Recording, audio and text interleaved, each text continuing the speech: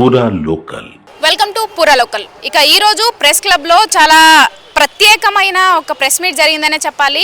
తెలంగాణ మొత్తాన్ని కూడా కేంద్ర పాలిత ప్రాంతంగా మారుస్తున్నారు అని చెప్పేసి, అది మెయిన్గా ఇప్పుడు కాంగ్రెస్ ప్రభుత్వం వచ్చి 2 సంవత్సరాలు అయిన తర్వాత ఇది జరిగే అవకాశం ఎక్కువ కనిపిస్తుందని చెప్పేసి ఇటు బక్కా జడ్సన్ గారు అయితే ప్రెస్ మీట్ పెట్టి మాట్లాడడం జరిగింది.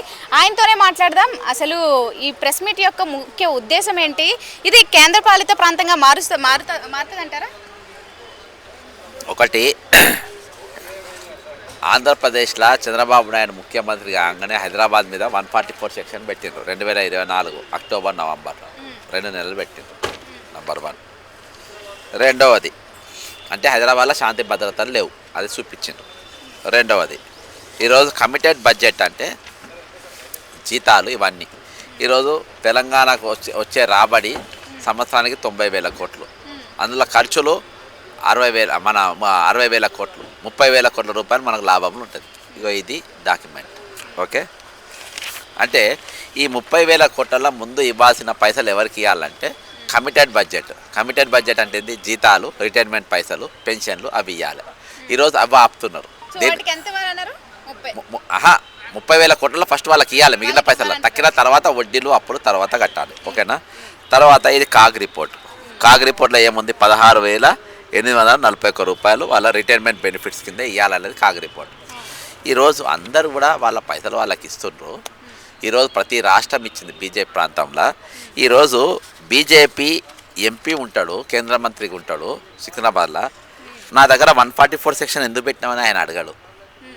బండి సంజయ్ గారు ఉంటారు హోంమంత్రిగా, ఆయన ఎందుకు పెట్టినా అని అడగారు. ఎందుకంటే ఈరోజు దీని వెనుక హైదరాబాద్ను కేంద్ర పాలిత ప్రాంతంగా చేయాలనే కుట్ర బీజేపీ, టీడీపీ, రేవంత్ రెడ్డి వీరు ముగ్గురు కలిసి చేసినటువంటి మహాకుట్ర ఇది. ఇక దీని గురించి ఎవరు మాట్లాడలే? ఉద్యమకారులు మాట్లాడలే. ఉద్యమకారులలో ఈరోజు అందరు ఎమ్మెల్సీలు అయినరు, పదవులు వచ్చిండ్రు, చచ్చిపోయినరు, కొంతమంది కొన్ని బిజీలలో ఉన్నారు. ఇక కల్వకుంట్ల ఫ్యామిలీ మాట్లాడినాయి. కల్వకుంట్ల ఫ్యామిలీని ఏం చేసిండ్రు? ఇది అడికోర్ ఇన్ఫ్రాస్ట్రక్చర్, రేవంత్ రెడ్డి కల్వకుంట్ల కవిత కలిసి పెట్టినటువంటి కంపెనీ ఇది. అడికోర్ ఇన్ఫ్రాస్ట్రక్చర్ రిజిస్ట్రేషన్ డాక్యుమెంట్ ఇది. ఈ డాక్యుమెంట్ ఏంటంటే ఈరోజు ఈమె బీఆర్ఎస్ని డిస్టర్బ్ చేయాలి, కల్వకుంట్ల ఫ్యామిలీని డిస్టర్బ్ చేయాలి, బీఆర్ఎస్ పార్టీని మొత్తం ఈరోజు ఎవరు మాట్లాడకుండా బయటికి రాకుండా వాళ్ళని చేయాలి. అది ఇంకో కుట్ర. హైదరాబాదు విస్తీర్ణం అంటే జిహెచ్ఎంసీ పరిధి పెంచడం. ఇంకోటి ఫ్యూచర్ సిటీ, అక్కడ సీఎం రమేష్ కాంట్రాక్టర్, సేమ్ అయితే చంద్రబాబు నాయుడు మనిషి, బీజేపీలోకి వెళ్ళి ఉంటాడు, రేవంత్ రెడ్డి దోస్తు. ఇక కేసీఆర్ హైదరాబాద్ మీద వాళ్ళకి అక్కసి ఎందుకు? చంద్రబాబు నాయుడు అంటే ఓటుకు నోటులా రేవంత్ రెడ్డి A1 అయితే చంద్రబాబు నాయుడు A2. ఈ కేసును అడ్డం పెట్టి ఆయనను కేసీఆర్ 10 సంవత్సరాలు క్యాపిటల్ ఉంటే 2 సంవత్సరాలకి ఇక్కడికి వెళ్ళి ఎలగొట్టిండు. ఎక్కడికి? ఆంధ్రాకి వెళ్ళగొట్టిండు. అది అక్కసు పెట్టుకున్నాడు. నా శిష్యుడు సీఎం అయిండు, కేంద్రాలు నా మంత్రి, నా సహాయంతో ఈరోజు అక్కడ మా ప్రభుత్వం ఉంది. దాన్ని అడ్డం పెట్టి హైదరాబాద్ కేంద్ర ప్రాంతంగా ఈరోజు చేయాలి. గవర్నర్ గారు కూడా మౌనంగా ఉంటారు. ఇక జరిగిన విషయం బయటికి పంపరు. ఆల్రెడీ ఇప్పటికి 30 మంది చచ్చిపోయినారు. ఎవరు? రిటైర్మెంట్ ఉద్యోగులు చచ్చిపోయినారు. ఈరోజు ఒకటి నంబర్ 1 శాంతి భద్రతలు లేవు. నంబర్ 2 ఇక్కడ జీతాలు ఇవ్వలేని పరిస్థితి, పెన్షన్లు ఇవ్వలేని పరిస్థితి, రిటైర్మెంట్ ఇవ్వలేని పరిస్థితి. ఈ మొత్తం చూసి ఫైనాన్షియల్ ఎమర్జెన్సీగా క్రియేట్ చేసి తెలంగాణను ఈరోజు కేంద్ర పాలిత ప్రాంతంగా ప్రకటించడానికి కుట్ర జరుగుతుంది. ఇది వాస్తవం. సో మీరు అనుకున్నట్టు ఈరోజు ప్రెస్ మీట్ అంటే మొత్తం రిటైర్డ్ ఎంప్లాయీస్కి, బకాయిలకు సంబంధించి ప్రెస్ మీట్ పెట్టారు. సో దానికోసం ఎక్కడ వినిపించకుండా అసలు ఎప్పుడో ఇక్కడ వదిలేసి వెళ్ళిపోయిన చంద్రబాబు నాయుడు కోసం ఎందుకు వస్తుంది అంటారు? నీ క్వశ్చనే తప్పు. నేనేం చెప్పినా రిటైర్మెంట్ ఎంప్లాయీస్ కుట్రలు అని ఉంది.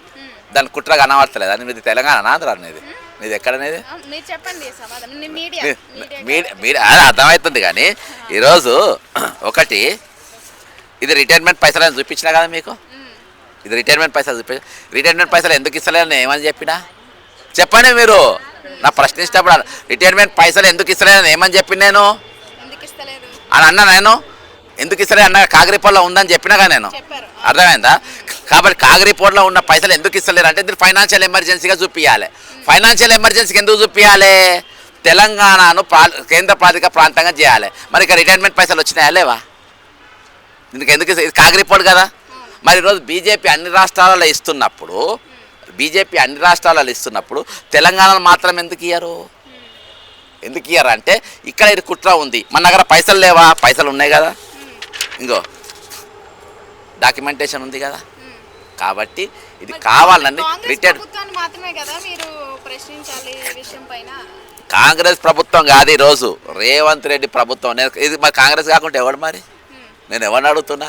ఈరోజు ఇక్కడ ఇద్దరు ముద్దాయిలు, చంద్రబాబు నాయుడు అనేటోడు ఓటుకు నోట్ల ముద్దాయి A2, A1గా రేవంత్ రెడ్డి ఉన్నాడు. వీళ్ళిద్దరు కలిసి హైదరాబాద్ మీద పగ పట్టిండ్రు. అర్థమైందా? హైదరాబాద్ మీద పగ ఎందుకంటే వీళ్ళిద్దరు కేసులో ఉన్నారు కాబట్టి, ఇద్దరు కూడా తెలుగుదేశం పార్టీ కాబట్టి గతంలో. కాబట్టి వాళ్ళకి ఈరోజు హైదరాబాద్ ఖతం చేయాలి. సీఎం రమేష్ ఎవడమ్మా? ఏ party CM Ramesh? Ritvik infrastructure వాళ్ళు ఏ కంపెనీ వాళ్ళు ఫ్యూచర్ సిటీ వాళ్ళు కాంట్రాక్ట్ ఎట్లా ఇస్తారు? కాబట్టి ఎందుకు ఇస్తారంటే ఆయన టీడీపీ, గతంలో టీడీపీ వీళ్ళంతా. ఈరోజు రేవంత్ రెడ్డి బీజేపీ ఉన్న టీడీపీ అంతా లింకే కదమ్మా, వీళ్ళంతా టీడీపీ బ్యాక్గ్రౌండ్కి వెళ్ళి వచ్చింది కదా. కాబట్టి నేను స్పష్టంగా చెప్తున్నాను, మళ్ళీ ఒకసారి మీకు సీక్వెన్స్ చూసుకోండి. నంబర్ 1, హైదరాబాద్ను ఫస్ట్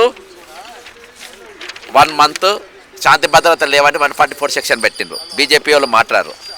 నంబర్ 2, ఈరోజు భారతదేశం అంతా కూడా జీతాలు ఇస్తారు. అర్థమైందా? కాంగ్రీపాలో చూపెడతారు, ఇక్కడ రిటైర్మెంట్ వాళ్ళ పైసలు ఇయ్యరు. నంబర్ 3, తెలంగాణ ప్రభుత్వానికి ఆదాయం ఉన్నది లేదని చూపెడతారు. ఈరోజు ప్రశ్నించే గొంతులను మొత్తం డైవర్ట్ చేస్తారు. ఇవి సాక్ష్యాలు, ఇంకా కావాలని ఇంకా చాలా సాక్ష్యాలు ఉన్నాయి. ఈ 3 అడ్డం పెట్టేసి ఇప్పుడు ఈ ప్రభుత్వం ఏమో మేము గ్లోబల్ సమ్మిట్ని అలాగే మిస్ ఇండియాలని ఇవన్నీ చేసేదంతా తెలంగాణ అభివృద్ధి కోసమే అంటూ చెప్పేసి అంటున్నారు. అవునమ్మా, ఇవన్నీ చేస్తారు, ఇవన్నీ చేయలే అంటలేరు.